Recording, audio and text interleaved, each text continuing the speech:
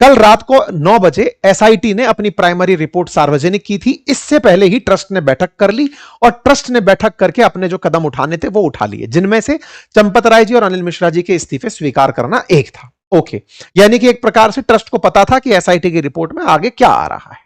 SIT की report आती है रात 9 बजे, और रात 9 बजे कल जब यह आती है तो पता चलता है कि एसआईटी ने 27 अप्रैल से 5 जून तक के सीसीटीवी के लगभग 70 संदिग्ध घटनाओं को कैद किया।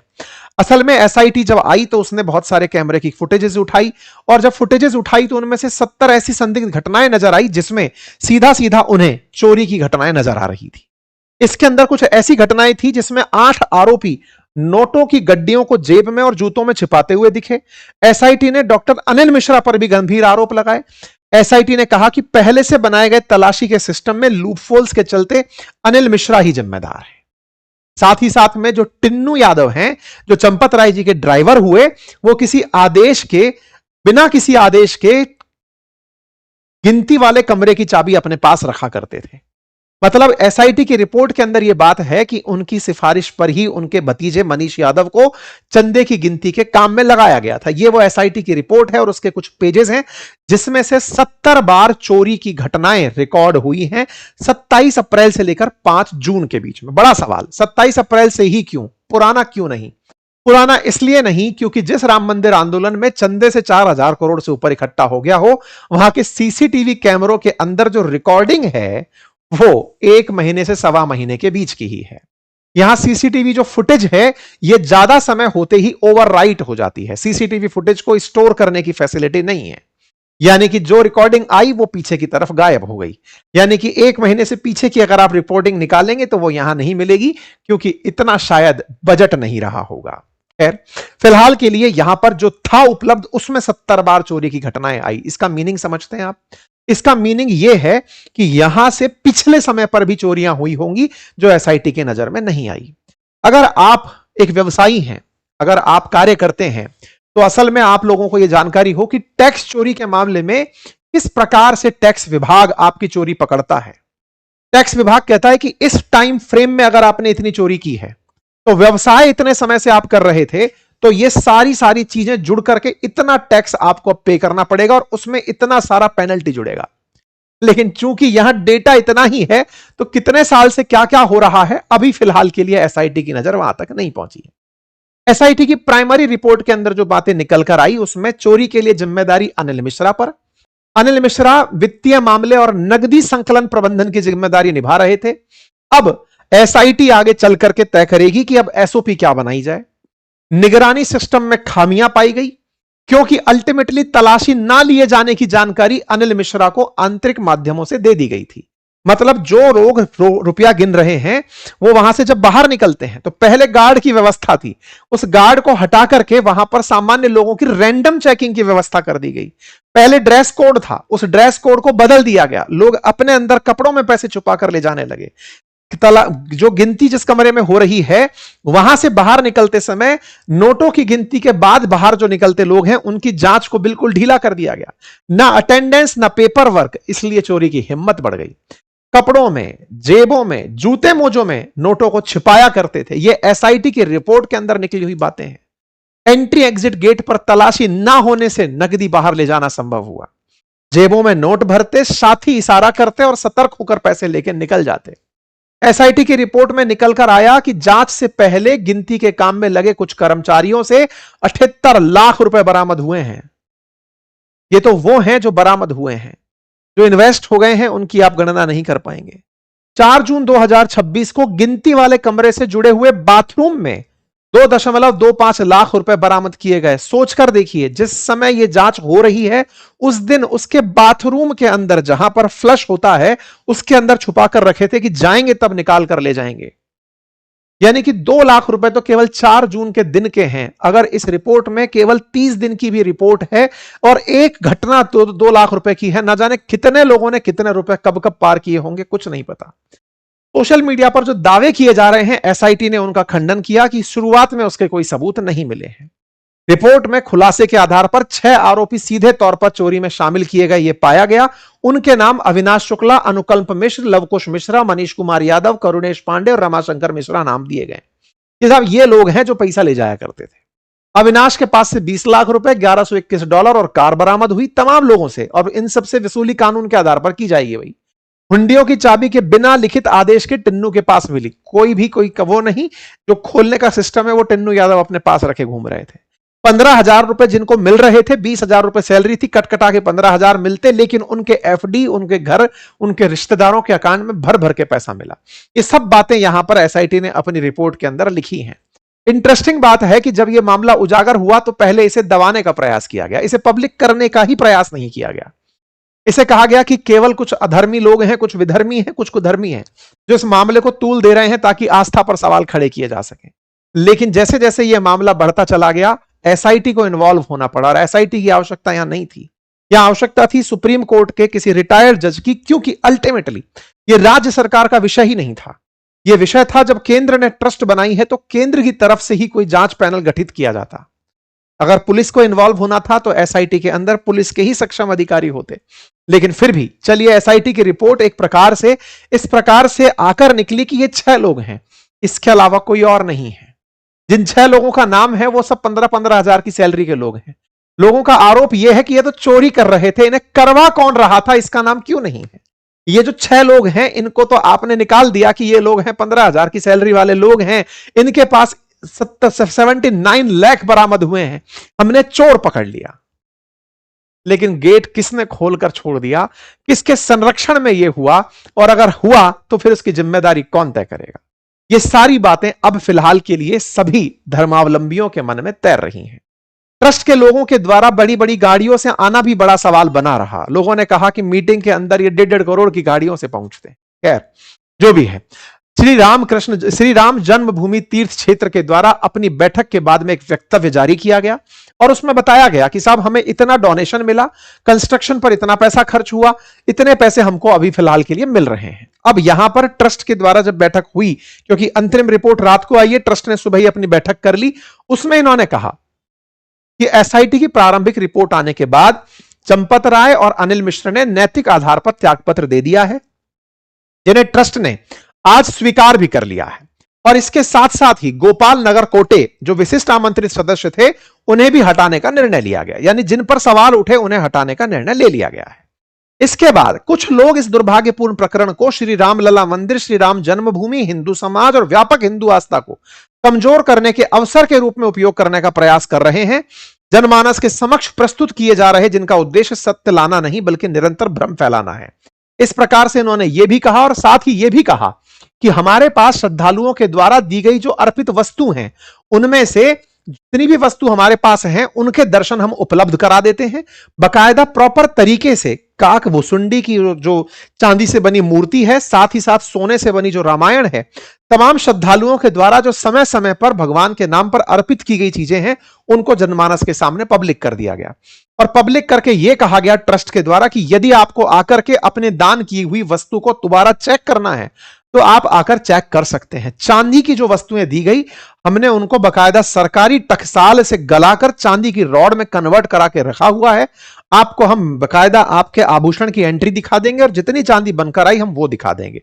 यानी एक प्रकार से ट्रस्ट ने प्रॉपर तरीके से जो जो आरोप लग रहे थे, क्योंकि अखिलेश यादव जी इस सोने की रामायण के ऊपर बहुत सारे सवाल पहले उठा रहे थे, प्रॉपर तरीके से गोविंद गिरी जी ने इस बात को पब्लिक किया कि ये रही सोने की रामायण जिसको हमने जनता के सामने पब्लिक कर दिया है। ये इस प्रकार से रखी है। 147 किलोग्राम वजन की रामचरितमानस बताई गई थी, जिस पर अखिलेश यादव जी का बयान था कि उसकी चोरी हो गई, लेकिन बकायदा इसको दिखा दिया गया। खैर फिलहाल के लिए वस्त्र आभूषण वगैरह सब शो कर दिए गए।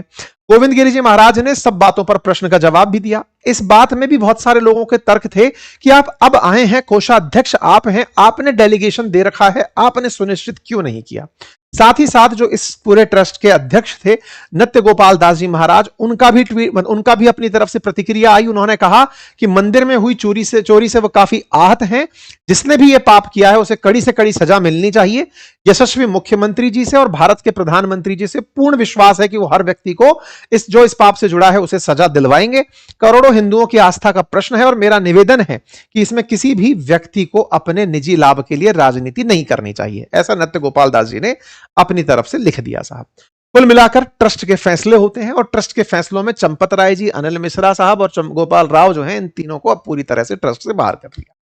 ये वो प्रक्रिया हुई जो एसआईटी की रिपोर्ट के साथ होनी ही थी। सवाल वहीं की वहीं खड़ा है। जो सवाल सबसे पहले निकल कर आया था वो ये कि अगर ट्रस्ट में चोरी हुई तो इस चोरी के खिलाफ कितनी कठिन कार्रवाई की गई। कठिन कार्रवाई के नाम पर जो 6 लोग आप आज बता रहे हैं, ये 6 लोग तो मीडिया ने पहले दिन से बताए हुए हैं। लोग अल्टीमेटली ये जानना चाह रहे थे कि इस ट्रस्ट के अंदर पारदर्शिता लाने के लिए क्या किया जा रहा है। तो ट्रस्ट की तरफ से जवाब था कि जो हमने एसआईटी देखी उस एसआईटी से ही कहा जाएगा कि वो हमें सलाह दे, स्टैंडर्ड ऑपरेटिंग प्रोसीजर दे हमें कि हम कैसे इस काम को पूरी तरह से पारदर्शी कर सकते हैं। ये तो एसआईटी भी तब बनी जब राज्य सरकार ने अपनी तरफ से इसके लिए जांच के लिए एसआईटी बनाई। लेकिन ट्रस्ट तो पहले भी इस बात को लेकर के शांत था और अभी भी जब एसआईटी की रिपोर्ट आ गई है उसके बाद जिस तरह की बातें हो रही हैं, लोग कहीं ना कहीं मन में संदेह को लेकर घूम रहे हैं। संदेह केवल इस बात का कि एसआईटी ने तो अपना काम कर दिया, ट्रस्ट अपना काम कब करेगा। तब ट्रस्ट से चाहते क्या हो? पारदर्शिता। पारदर्शिता के लिए क्या हो? पारदर्शिता के लिए जो जिम्मेदार लोग हैं उन जिम्मेदारों की जिम्मेदारी कैसे तय की गई। अनिल मिश्रा को अगर यह कह दिया गया कि आप नेग्लिजेंस के लिए जिम्मेदार हैं तो उनको सजा के नाम पर क्या दिया गया। आपकी प्रेजेंस में चोरी हो रही है, करोड़ों रुपए की चोरी का मामला सामने निकल कर आ रहा है। केवल चोरी नहीं, यहां आस्था के ऊपर डकैती का मामला है। लोग मंदिर में इस बात को लेकर के अब संदेह कर रहे हैं कि इतने लोगों की आस्था इन लोगों के हाथ में क्यों थी, और अगर राम मंदिर की आस्था इन लोगों के हाथ में नहीं थी तो वो इस बात को क्लियर क्यों नहीं कर रहे हैं। अभी भी क्यों इस बात के पूरी तरह से ट्रस्टी बनकर बैठे हैं कि हम ही आस्था के रखवाले हैं। ये कुछ उस प्रकार की चीज निकल कर आ रही है। खैर, फिलहाल के लिए अब जो काम होने शुरू हुए उसमें चंपत राय जी की जगह कृष्ण मोहन जी को जगह दे दी गई। कृष्ण मोहन जी पूर्व वन सेवा के अधिकारी हैं और वो इस आंदोलन से जुड़े रहे हैं, संघ के कार्यकर्ता रहे हैं। 2000 मतलब जब से उनका रिटायरमेंट हुआ है उसके बाद से काफी ज्यादा सक्रिय हैं। कामेश्वर चौपाल जी जो थे, उनके निधन के बाद इनको एक दलित समाज के रिप्रेजेंटेटिव के रूप में, सदस्य के रूप में शामिल किया गया था।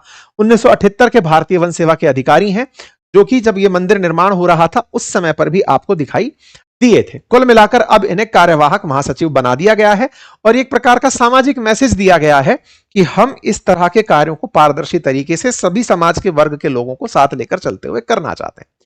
कुल मिलाकर के यह कार्य हुआ और इस कार्य के बाद में कृष्ण मोहन जी का नाम ही सबसे बड़ी बात के रूप में चर्चा पाया कि साहब दलित शख्स के हाथ में राम मंदिर ट्रस्ट का महासचिव बनाने का कार्य कर दिया है ट्रस्ट ने। इससे अब होगा ये कि अब आपके अंदर आस्था की पुनः बहाली की जा सकेगी। मैं ये नहीं कह रहा, ये खुद बोल रहे हैं।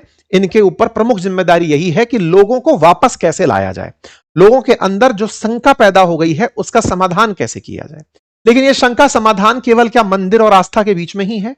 नहीं, यह सबसे बड़ा नुकसान इस समय इलेक्शन कंटेस्ट करने जा रही भाजपा के लिए भी है। और वो कैसे है? असल मायने में लगातार जब से योगी सरकार है और 2027 में वो तीसरी बार सरकार बनने के लिए इस संघर्ष में आगे उतरने वाले हैं, अपनी काबिलियत दिखाने जाने चाहते हैं, उस समय पर लोगों की आस्था में आई इस प्रकार की जो सवाल हैं वो सवाल अब रिजल्ट में तब्दील होने का समय आ गया है। रिजल्ट में तब्दील होने का मतलब यह है कि राम मंदिर आंदोलन में जिस तरह से भाजपा ने पहले इसे अपनी एक जीत के रूप में दिखाया, आस्था के नाम पर सरकारी चुप्पी और जो बड़े जिम्मेदार चेहरे हैं उनके ऊपर बहुत ही नरमी, उस नरमी के लिए जनता अपनी तरफ से कोई माकूल जवाब इलेक्शन में दे सकती है। ऐसा इस समय अपोजिशन चाह रहा है। अपोजिशन का प्रयास है कि साहब जितना भी अब हो रहा है यह अल्टीमेटली जनता को मोटिवेट किया जाए कि देखो इन लोगों ने मंदिर के नाम पर लूट का एक तरीका बनाया था, अब आप लोगों को यह पता चल गया है। यही बात लगातार पवन खेड़ा जी हो, चाहे वो अखिलेश यादव जी हो, चाहे आम आदमी पार्टी हो, संजय सिंह जी हो, सब यही बार बार सवाल उठा रहे हैं कि साहब बत करिए, आपका बुलडोजर कहां है, क्यों अभी तक चीजें बाहर निकल कर नहीं आ रही हैं।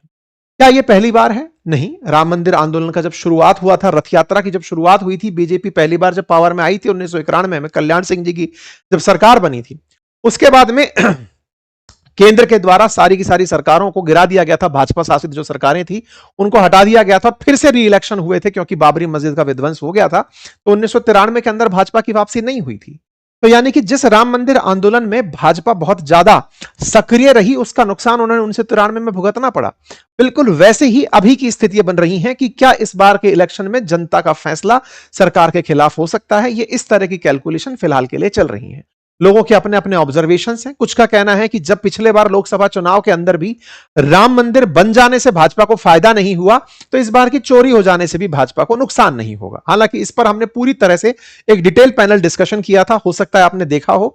हमने उसी पैनल डिस्कशन में यह बात आप तक रखी थी कि चंपत राय जी आज शाम तक इस्तीफा दे देंगे। ये जो हमने ये सेशन आपके सामने शूट किया था उसी समय की घटना है और ये हो भी गया था। कुल मिलाकर के इस पूरी प्रक्रिया के अंदर जो सबसे ज्यादा नुकसान है वो अयोध्या की इकोनॉमी को पहुंच रहा है। इकोनॉमी को कैसे? बहुत सारे लोग राम मंदिर के इस निर्माण के बाद अपने रोजगार में अयोध्या के अंदर जगह बना चुके थे। बहुत सारे रिक्शा वाले, रेस्टोरेंट वाले, होटल वाले, तमाम श्रद्धालुओं को सुविधा देने वाले जितने भी लोग हैं, उनकी अर्थव्यवस्था श्रद्धालुओं से जिनकी चलने लगी थी, उन्हें अब फिलहाल के लिए बड़ा नुकसान देखने को मिल रहा है।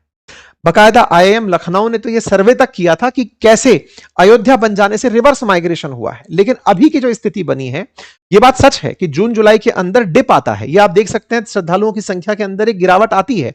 2025 में भी आई थी, क्योंकि इस समय स्कूल खुलते हैं, मानसून का सीजन होता है, तो श्रद्धालुओं की संख्या में कटौती होती है, गिरावट आती है। लेकिन क्या यह गिरावट सस्टेन कर जाएगी, यह एक बड़ा चिंता का सवाल बन रहा है। ऐसे सेक्टर के अंदर जितने सारे लोग इन्वॉल्व हैं, हॉस्पिटलिटी के अंदर लोगों को, श्रद्धालुओं को मदद करने के अंदर, अगर उनकी संख्या कम होती है तो यह अपने आप में एक बड़ा चिंता का विषय बनेगा। क्योंकि इस समय अयोध्या के अंदर ई रिक्शा की संख्या 17,000 से पार हो गई है। School, restaurant, hospital, street vendor, कई बड़ी शॉप, ये तमाम चीजें अयोध्या के अंदर अब खुल चुकी हैं। 10,000 करोड़ से ऊपर की सालाना इकोनॉमी अयोध्या के अंदर बन चुकी है। मतलब इतना ज्यादा चारों तरफ से चीजें बना दी गई और इसको इस तरह से प्लान किया गया है कि यहां से अब आस्था का केंद्र बनकर के ये हॉलिस्टिक हजारों साल तक आगे चले। इस विजन को अगर उत्तर प्रदेश सरकार सही मायने में लोगों तक आगे ले जाना चाहती है तो उनके लिए यह विषय एक बहुत बड़ी चुनौती बनकर सामने उभरने वाला है। देखना होगा कि जनता इसे कैसे लेती है, योगी आदित्यनाथ इसमें और क्या कठिन फैसले लेते हैं। केंद्र सरकार की चुप्पी क्या वाकई में एक बड़ा नुकसान का कारण बन सकती है? आने वाले समय में जो भी होगा आप तक जरूर बताया जाएगा। आपकी इस विषय पर क्या राय है? अपनी राय कमेंट बॉक्स में जरूर रखें। बाकी कम्युनिकेशन स्किल और पर्सनैलिटी डेवलपमेंट के लिए जो हम कोर्स आपके लिए लेकर आए हैं वो लाइव हो चुका है, क्लासेस शुरू हो चुकी हैं, जिसमें ये तमाम मॉड्यूल्स जो आपके पीछे चल रहे हैं ये आपके साथ डिस्कस किए जाने हैं। इस क्लास के अंदर एडमिशन लेने के लिए लिंक कमेंट बॉक्स में पिन है। कूपन कोड अंकित 33 वैलिड है, जाकर आप उसके अंदर एनरोल कर सकते हैं। 1 साल की वैधता के साथ क्या क्या हम इसमें सिखाएंगे वो आप इनके अंदर चलता हुआ देख सकते हैं। धन्यवाद।